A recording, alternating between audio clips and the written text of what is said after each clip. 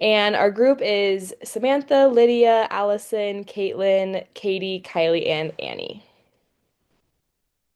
Okay, so a little introduction and summary. It was about a 58-year-old man with metastatic prostate cancer who was receiving adriamycin through a new portacath, and he started developing pain and burning at the site halfway through the infusion. And although the nurse assessed the area, noted blood return, the infusion was continued. At completion, swelling and redness were evident, and despite stopping the effusion and applying ice and heat, the patient's symptoms worsened. An urgent antidote was given, but delayed due to pharmacy availability, and the patient ultimately suffered a severe extravasation injury requiring intensive wound care, debridement, and skin grafting.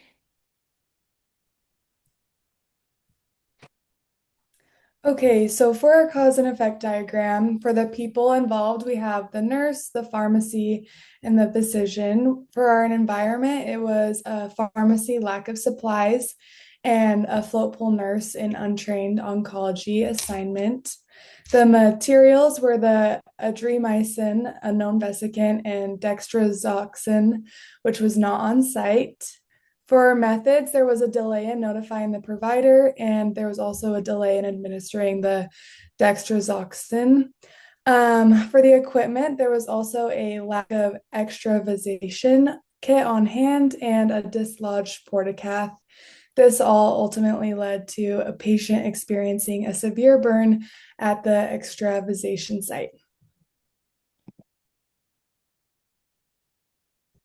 So, for our five whys, we first ask, why did the patient suffer a severe extravasation injury? And the answer to that is the adriamycin infusion continued after the patient reported burning and pain at the portacath site. And so then our next question is, why did the infusion continue despite symptoms of the extravasation? And the answer to that is the nurse did not recognize the signs of extravasation. And so why did the nurse fail to recognize and properly manage those signs? It was because the nurse lacked oncology specific training and was unfamiliar with correct extravasation protocols. Why did the nurse lack oncology training and protocol knowledge? She was a float pool nurse that was assigned to administer chemotherapy medication without being chemotherapy certified or trained on how to handle that issue. And so, why were untrained float pool nurses administering vesicants without competency? And this ultimately leads us to our root cause, which is the hospital lacked a clear and enforced policy requiring chemotherapy certification, standardized extravasation training, and competency validation before any nurse could administer vesicant chemotherapy, thus resulting in failure to ensure patient safety. Okay, this is our FMEA analysis. And so, steps in the process. First, the float pool nurse comes to the oncology floor. A failure mode of this could be that an error may occur with administration of handling of chemo drugs. This is because the float pool nurses may not be trained in the administration of chemo drugs. And because of this, patients can suffer injuries such as burns from unsafe administration. And so this would require adequate training for those float pool nurses on all chemotherapy drugs. The next step in the process is administration of adriamycin through the new portacath. And so some things that could go wrong with that is the portacath may become extravasated. And then the chemo medication may cause burning because of the nature of it. And so that might be because the portacath may become dislodged and medication may not be going into the patient's veins, but rather to other parts of the body. Uh, a patient could suffer major injuries and burns from this happening. And so something to prevent that is to develop a process to double check that the portacath is in the correct spot every time that the medication is administered. The next step is that a nurse examines a portacath for extravasation. The nurse may not correctly identify extravasation, and that might be because the nurse hasn't received adequate training, or they don't have a sheet to tell them how the process of examining one.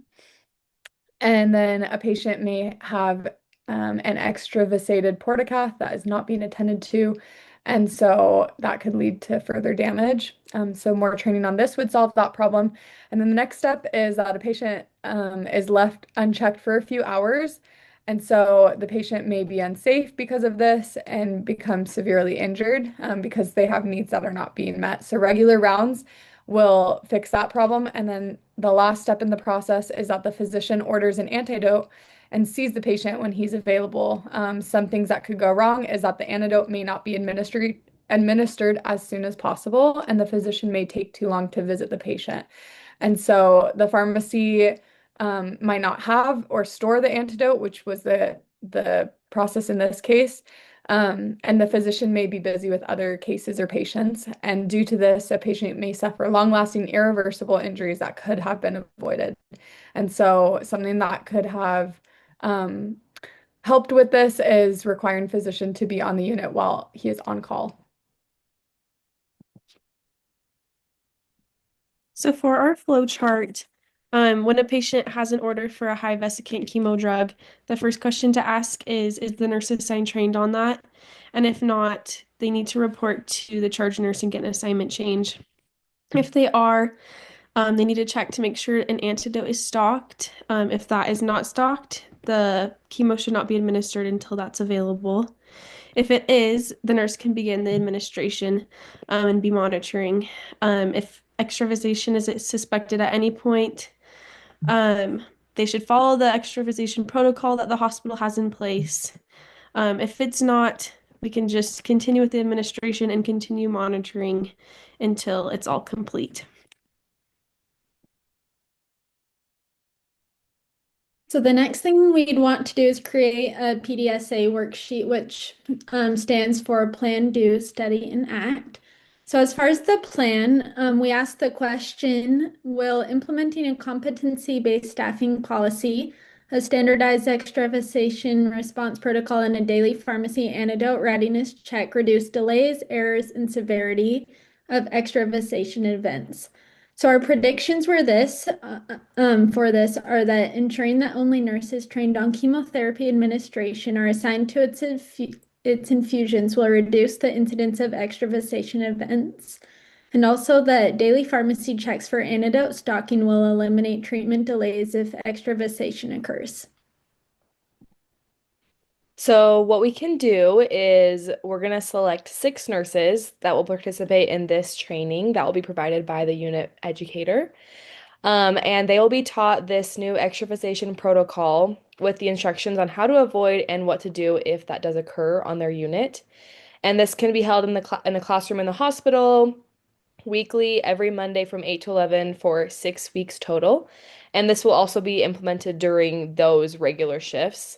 And this can help us analyze the data and be able to document which nurses complete this kind of training program. And that will be able to track the occurrence of extravasations and protocol followed. And we will also be able to keep a pharmacy antidote readiness log.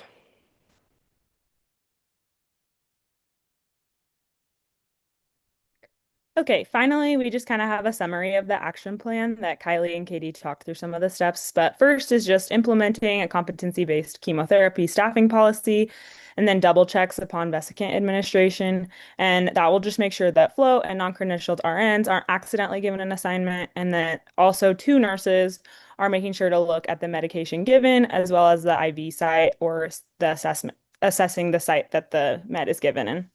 The second is to establish an extravasation procedure protocol, and this is just to standardize the procedure if extravasation occurs, and that will encourage timely treatment. And that's going to include immediate stoppage, who to escalate to, who to notify, and then also the correct treatment, including heat and cold administration, as well as antidote. And then lastly, we just want to ensure pharmacy readiness, and that's going to include just a daily check to make sure that the pharmacy has the antidote stocked and readily available for any vesicants that are to be administered that day.